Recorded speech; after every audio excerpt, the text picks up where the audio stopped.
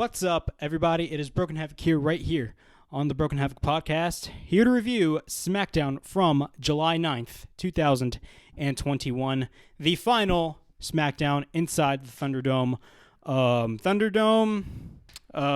The era, I did not care about the Thunderdome era whatsoever. I feel like WWE had one of its worst eras of programming in its last few years. I mean, the Thunderdome era of Raw is the worst show in the world. SmackDown is somewhat got a little bit better, mainly because of the fact that Roman Reigns is on the damn show. But overall thoughts on SmackDown, yes, I did miss SmackDown this past Friday, but I was able to catch up with the show online. I did watch the show. Overall thoughts, it was a pretty good show. It was not the best show in the world. It was not... I mean, there was a lot of stuff that I didn't really care about. We had a freaking rematch with Shinsuke Nakamura and Baron Corbin for whatever reason. I do not know why. I've seen this match like 7 times in a row. But, I mean, it was an okay match.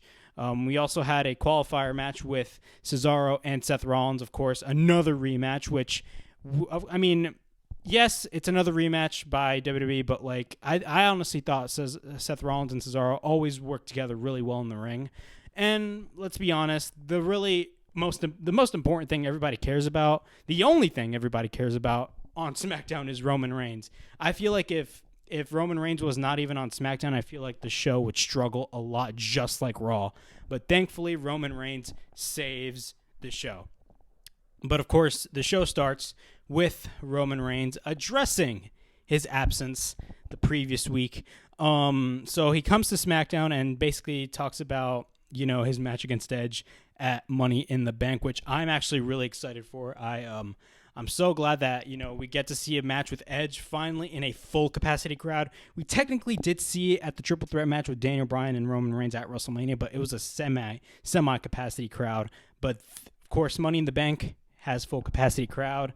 I'm really excited to see what goes down. So he basically talks about Edge, all that stuff, and then talks about Jey Uso. Now, I was shocked. So what happens basically is Jey Uso is immediately put on television. As you guys know, earlier last week, Jey Uso got arrested for DUI, which my quick thoughts on that is like Jey Uso needs help. I like, how many times have we heard stories and news reports of Jey Uso getting arrested for DUI? I mean, it's a really, really stupid situation, but at the same time, I feel like WWE needs to do something about it really quick. Not only that, he needs to get help, but apparently right now, he's instantly back on television. So that's that. Basically, he talks about what goes on, and he talks about the family. Basically, so after that, Jey Uso comes in and talks about, you know, he was on vacation and stuff. And Reigns basically states that he deserves a vacation, but he takes no vacations. So after that, Jey Uso comes in out of nowhere. So he finally makes his return after his literally just blow up in front of Roman and Jey Uso when they were both arguing backstage a couple of weeks ago on SmackDown. And basically, Jey says that he always has Roman's back because he is his right-hand man, and Jey also has his brother's back, and they should be focused on winning the tag titles. And says after that, you know, Roman Reigns just he has a happy look on his face. And what happens after that is that they all hug, and basically what happens? The family is back together. So they're going to be running Rampage, no pun intended, by the way, on SmackDown, of course, the Usos and Roman Reigns. Do I think the Usos will be the tag team champions in the future? I hope so, but I mean, but after the circumstances that happened earlier last week regarding Jimmy, I mean, I don't know if they're actually going to be pushing the Usos for now, because of the fact that, you know, Jey Uso, I mean, you know, he has a, you know, what happened to Jey Uso? I mean, getting arrested for DUI, I think that was a really stupid situation in my opinion. But like, do I think that I want the Usos to be tag team champions? I want them to be pushed, but like at the same time, the main priority right now has to be Jimmy, and this is real life that I'm talking about. Jimmy got arrested for DUI, and I think that, you know, he got out, but like I do think that he needs help, and he needs help now, and I think the company needs to get, you know, be, you know, just come in this situation. And then they need to like literally just help Jimmy Uso so he doesn't make the same mistakes as he has made before, in my opinion. All right. So we got a Money in the Bank qualifying match. So our first qualifier, of course, is Shinsuke Nakamura versus Baron Corbin. Pat McAfee, by the way, actually no, Big E's on commentary, brings out his freaking couch. And Pat McAfee, this is, again, I stated this before, Pat McAfee is the second best thing on SmackDown, in my opinion. Pat McAfee is awesome at what he does. I love the fact that WWE just lets Pat McAfee be Pat McAfee instead of, bringing a random commentator that, is not even knowledgeable of the product and just says lines that a random commentator would not say. Like, for example, an Adnan Virk, who was, I'm sorry, he was absolutely terrible. It's not his fault, but it's WWE's fault for literally bringing in a guy that has no knowledge of wrestling whatsoever, doesn't even follow the freaking product. And the only reason why they brought in Adnan Virk was because of the fact that they wanted to be a little more sports centric. That's their definition of sports centric. They want to bring in guys from actual sports, putting in the freaking seat in the commentator role, the lead commentator role, by the way, which is the hardest out of all. I mean, color, I think, would be a little bit easier, mainly because of the fact that you're not talking about the movie, you're just talking about the story. But, I mean, it is what it is. I mean, Pat McAfee is awesome, mainly because of the fact that he's actually a fan of the product. So that is awesome to see. This was an okay match. We've seen this match over 9,000 times, no pun intended. But come on now. I mean, how many times have we? I mean, I know this is a qualifying match, but really, Shinsuke Nakamura versus Baron Corbin. They're going this whole depressed Baron Corbin phase where he's literally just depressed after losing his stupid ass crown. A really dumb storyline, by the way, in my opinion. I think this is a really dumb storyline. I think it's really stupid to see that he's just depressed out of nowhere. But the match starts, he comes. So basically during the match, Corbin is applying a sharpshooter on Shinsuke. And what happens is that there's a video package playing of Shinsuke and Rick Boogs just coming out of a new Mercedes, shoving it down Baron Corbin's face. And what happens is that after that, we get a back suplex by Corbin. We get a cover and a near fall. Nakamura fights back. We get an enziguri, a couple right hands. Nakamura gets caught by Corbin. Then all of a sudden we get a brain buster by Corbin on Nakamura. And then after that, later on in the match, we get a Kinshasa by Shinsuke Nakamura, and Shinsuke Nakamura wins the match. So Baron Corbin is going to be depressed literally for I don't know how long, man. They're literally they trademarked Happy Corbin for I believe a couple weeks ago, there was a report that came out that they trademarked Happy Corbin. I guarantee you, later this month, they're going to rename Baron Corbin Happy Corbin. I literally do think that because it's WWE. They do stupid things. But this whole thing they're doing with Baron Corbin, look, Baron Corbin went downhill after he lost the Money in the Bank back in 2017. Baron Corbin should have been a main event level guy. Instead, he's treated like a joke ever since he became King of the Ring. King of the Ring doesn't mean anything nowadays. And not only that, I mean, he's just treated like a joke. And that's just me. That's my opinion on Baron Corbin. All right. We get Natalya and Tamina basically talking about that they have a tag team match. And they're calling out whoever is going to be their opponents. So their opponents are Tegan Nox and Shotzi Blackheart from NXT. Yes, both of them got called up to the main roster. What are my thoughts? Now they came out as Shotzi and Nox. I think it was called. I don't even remember. But it's Shotzi Blackheart and Tegan Nox. Apparently, I heard that they changed Shotzi Blackheart's name. I think it was to Shotzi. Correct me if I'm wrong. But, just keep it as Shotzi Blackheart. It's Shotzi Blackheart and nothing else. Just keep her as Shotzi Blackheart. WWE has a tendency, and they always do this. They always have a tendency to literally shorten a lot of wrestlers' names. Look at Mustafa Ali. At one point, they shortened his name to just Ali. Really? Or Elias. He used to be Elias Sampson. Then they just renamed him as Elias. What's so cool about just having a single name? That's just so stupid. Just keep them as is. Shotzi Blackheart is a badass name, in my opinion. But, yeah. What are my thoughts? I don't watch a lot of NXT, mainly because of the fact that look, NXT is a really good product, but the reason why I don't watch NXT is because of the fact that I feel like there's no reason for me to watch NXT. The reason why I say that is because of the fact that every time when they get called up to the main roster, they're just left to obscurity. Like they don't do anything with the new talent that they call up to the main roster. Like there were reports that, a lot of main roster officials like, Vince McMahon, John Laurinaitis, and Bruce Pritchard were going down to the Performance Center to scout new talent. Like, bro, you have enough talent on the main roster and you have to look at NXT for a new talent. Look at the amount of talent that these people have on the main roster that you can easily make new stars of. These people do not know how to make new stars. And then once they bring in new people from NXT, they don't even do anything with them. That's the problem with the main roster. I think Shotzi Blackheart is going to be successful in the main roster? I hope so. I do look at her as a main eventer. Shotzi Blackheart is awesome. I'm a big fan of Shotzi Blackheart. As someone who doesn't watch a lot of NXT, I'm a big fan of Shotzi Blackheart. But Tegan Nox, of course, awesome talent as well. But let's talk about the match. Shotzi comes. So basically, Tegan Nox and Natalya start. We got a takedown by Natalya. We got a couple tags by Shotzi Blackheart.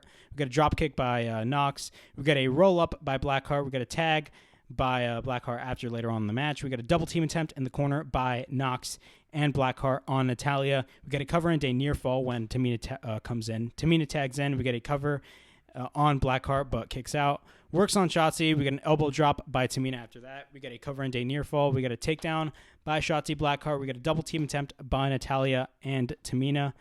We got a kick by Nox. We got a senton in the corner by Tegan Nox on Tamina. Then Shotzi takes out Natalya with a clothesline. She goes to the top and she hits a back senton on Natalya and wins the match. Tegan Nox and Shotzi Blackheart win the match. These are my thoughts. I feel like booking-wise, it would have been a lose-lose situation for both. The reason why I say that is because, look, you called new people up for NXT. You want to make them look good, so you have them win their first match. But not only that, you're facing off against the women's tag team champions. And by having Natalya and Tamina lose to Shotzi Blackheart, who makes her main roster debut, along with Tegan Nox, literally basically devalues the value of the women's tag titles. I said before, and I'll say it again, the women's tag titles don't mean anything on the main roster because of the fact that WWE just doesn't care about the women's tag titles. Everybody wanted women's tag titles. We got them, but let's be straight up. Were there any women's tag teams that WWE has built before they introduced the tag titles? Absolutely not. They did not. They just introduced the tag titles and just put random two wrestlers together and boom, you got a tag team. That's not an actual tag team. You need actual tag teams.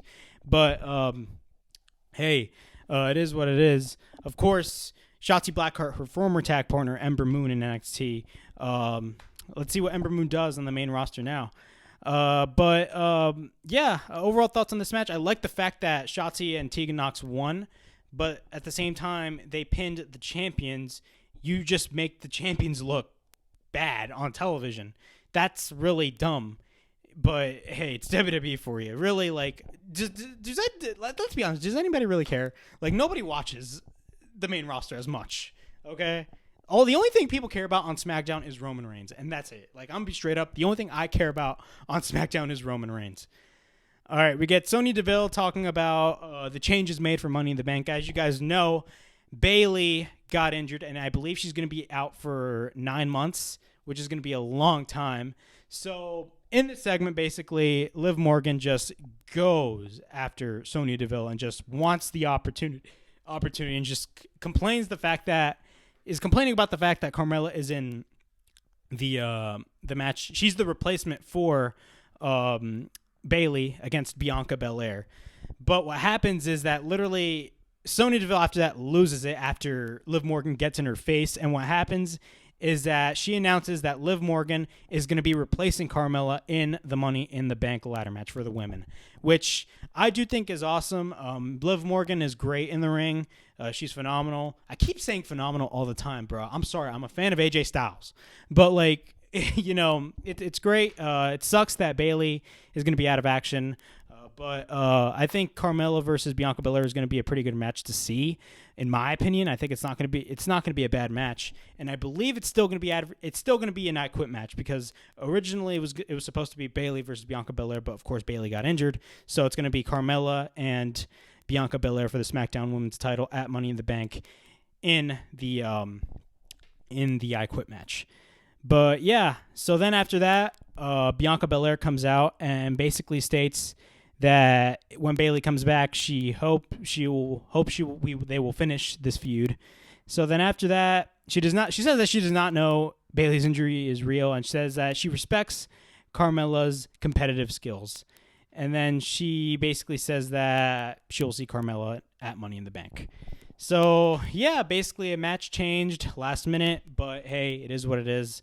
They're forced to do it. I mean, we're not going to see the match with Bayley and Bianca Belair. We're probably going to see it maybe later on in the future.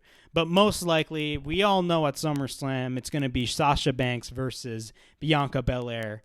We all know that match is happening. SummerSlam is built to be this year's biggest show of the year. WrestleMania, yes, WrestleMania is the biggest show of the year. But let's be honest, SummerSlam is just going to top WrestleMania this year, in my opinion. Let's be 100% honest here. Cesaro versus Seth Rollins, another rematch, but it's a Money in the Bank qualifier. I mean, WWE loves booking rematches. It's lazy booking, yes, but I mean, what can you do? They love doing rematches after rematches after rematches. But hey, it is what it is. Kevin Owens is also on commentary, by the way. So we get a knee by Rollins on Cesaro. He works on the arm of Cesaro. Oh, and by the way, did I not tell you? Cesaro actually got color in this match. Yes, Cesaro got color. He bladed in this match. He was busted open. He works on the arm of Cesaro. We get a cover and a near fall. Cesaro fights back with an uppercut. Rollins tries to hit the backslide. Cesaro counters. We get Rollins hitting Cesaro with the knee. We get a back kick by Rollins. We get a cover and a near fall. We get an uppercut by Cesaro later on. Cesaro plants Rollins after that to the mat. We get a cover and a near fall. Cesaro goes to the top rope, but after that, Rollins catches Cesaro with the superplex, which looked awesome. And then after that, both men go over the top rope and both land on the floor. By this point, Cesaro is busted open. And what happens after that is Cesaro tries to go for the sharpshooter, but then he proceeds to hit an uppercut. But then after that, Rollins proceeds to fight back and hit the curve stomp on Cesaro, and Rollins pins Cesaro. And he's now in the Money in the Bank ladder match. What are my thoughts on this match? I thought this was a pretty awesome match. I mean, Cesaro and Seth Rollins always push 110%. I mean, their match at Hell in a Cell was really good. Of course, they had a match at WrestleMania, which I attended, by the way. And you know, literally in the beginning of their feud they were just building this whole feud on Cesaro just doing the Cesaro swing and seeing if Cesaro can just top the Cesaro swing on Rollins. But I mean, later on, of course, the feud got just intense, and I really enjoyed that. Do I think they should stop feuding for now? Yes, we've seen a little bit of too much of Cesaro and Seth Rollins. I do think we should just move on and start building towards SummerSlam, because SummerSlam, again, as I stated earlier, is going to be their big show. So you should start building up for SummerSlam. That's going to happen in Las Vegas, August 21st. So, you know, you got to start booking for that. But, of course, the men's Money in the Bank ladder match, we got Ricochet versus John Morrison versus Riddle versus Drew McIntyre, or the storyteller Drew McIntyre, versus Big E versus Kevin Owens versus Shinsuke Nakamura versus Seth Rollins. I do think that match is going to be a really good ladder match. Over the past few years, especially the last couple of years, WWE has really devalued the Money in the Bank ladder match. I do think it's a shame that WWE devalued the match because of the fact that, you know, it all happened ever since 2017 when Corbin won it. It was promising, but he lost. He lost his cash in to Jinder Mahal, actually no, because of John Cena, and Jinder Mahal pinned him in the go-home SmackDown before SummerSlam. That was the worst. Not only that, of course, you had Braun Strowman win it. That didn't go anywhere. You had Otis win it in a really gimmicky Money in the Bank ladder match last year. So, but let's just hope. I mean, first off, Money in the Bank should not even be its own pay-per-view. It should be at WrestleMania. But let's hope that we get a successful cash in on whoever wins. I don't care who wins, but I will talk about who I think will win the Money in the Bank ladder match in my predictions video, which I will put out a predictions video. But of course, we got the closing segment of SmackDown with Edge talking about his opponent, the Tribal Chief, the head of the table, Roman Reigns. of course, he talks about Money in the Bank, and it says that he's going to be taking the Universal title at Money in the Bank, and anybody who gets in his way is going to basically, anybody who gets in his way is going to be looking like this, and basically applies or puts up a photo on the Titantron, and it shows him putting the bar on the face of Roman Reigns and on the face of Jimmy Uso, which, of course, they're making that spot to be like the whole big like factor in this whole feud now. I do think that Roman Reigns and Edge is going to really going to steal the show. That's going to be the best match of the night, in my opinion. The match is going to be really awesome. And I'm actually really excited to see Bobby Lashley versus Kofi Kingston, especially what we saw in the ending segment of Raw, which I didn't think it was going to be good, but like, let's be honest, that last segment on Raw with Bobby Lashley and MVP was awesome. I don't care what anybody says. I actually really enjoyed that segment. But the rest of the show was horrible. So basically, he talks about, says that he says that Roman Reigns screams fear. Says that he feeds off of fear. That being Edge, he feeds off of fear, and says that he will be the Universal Champion this Sunday. Says that he's gonna room inside Roman's head until his job is done. He calls out Roman, "Where you at, Roman?" And basically what happens is that Roman comes out with Jimmy and Jey Uso. Roman comes out, he comes to the ring, both face off, and then both proceed to brawl. While they're brawling, while the Usos begin to come in the ring, but Rey Mysterio and Dominic Mysterio come in out of nowhere with chairs. They both attack the Usos, and after that, Edge takes out the bar from the chair, and then Rey Mysterio holds Jey Uso, not Jimmy, Jey. Not only that, what happens? He holds on to Jey. Edge does the same move that he did to Jey and to Roman. That was SmackDown. What are my thoughts? That was an awesome closing segment for the show. Look, I stated earlier, I mean, I don't care what anybody says. You can say Edge is a veteran and all that stuff. And yes, veterans always take time away from the young guys. But let's be straight up. Edge did not want to retire. He was forced to retire. And I'm so happy that, like, Edge is one of those legends that I'm actually happy that he's kind of in the main event scene. I know that's kind of weird to say nowadays when it comes to WWE standards, because you had Goldberg beat The Fiend last year, which was terrible. But, like, I mean, come on now. Edge is awesome. I don't care what anybody says. Edge is freaking awesome, and he knows how to cut a good promo. He's not like Goldberg, who just comes in the go-home show of a freaking Saudi Arabia show and just says, "You're next." They both do a face-off, and then we get the match. No, Edge knows how to cut a good promo and knows how to build towards a really good match, and that's what I like about Edge in this segment. And of course, this whole match is going to really steal the show for Money in the Bank in front of the crowd, which I'm really excited to see, of course. But yeah, that was SmackDown, a late SmackDown review. Of course, the final SmackDown inside the Thunderdome. This Friday night is going to be the first SmackDown in front of a live audience ever since March of last year, which I'm really excited to see. I'm finally excited to see a crowd reaction to Roman Reigns. Now, we did see that at WrestleMania, and he was getting booed. But, like, this is in front of a full, and I mean full capacity crowd. So maybe Roman will start getting those cheers, but I do think Roman will get booed. There were reports of Roman going babyface, WWE wanting to turn Roman babyface, but I don't think that should be the case. But hey, let's see what happens. But I'm really excited to see what goes on. These next few months for both WWE and AEW are going to be really interesting. Because we're going to be on the road to SummerSlam. Not only that, on the AEW side of things, we're going to be on the road to All Out in Chicago, happening in the beginning of September in Chicago, which I'm excited, man. All Out and SummerSlam are the two shows that I'm actually really excited to see, and I know you're excited to see. So that was my SmackDown review from July 9th of 2021. Please like, subscribe, comment down below, push that bell for notifications. Follow me on social media on Instagram and Twitter. And this is Broken Havoc from the Broken Havoc Podcast, signing out.